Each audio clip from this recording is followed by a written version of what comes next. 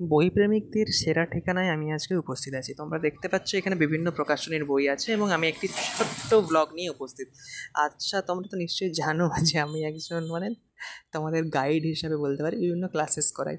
তো বই প্রেমিক হিসাবে আমিও চলে গেলাম বুক ফেয়ারে।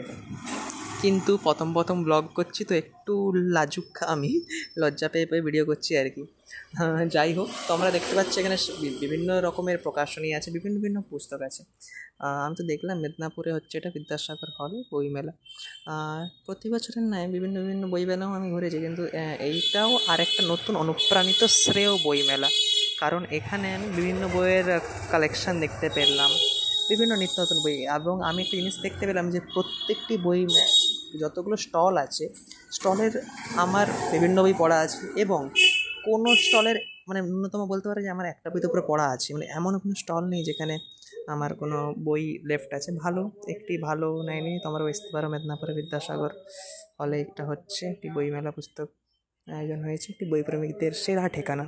তো আজকের ব্লগটা এখানে ইতি করছি। একটু নতুন ব্লগার হিসেবে ক্ষুদ্র প্রচেষ্টা করলাম, আর একটু লাজুকভাবে তোমরা দেখতেই পাচ্ছ ভিডিও রেকর্ড করলাম। আশা করি তোমরা এই ব্লগটি পছন্দ করবে। Thanks for watching. পরে আরও ভিডিও দেখতে পারো, স্টে টিউনড।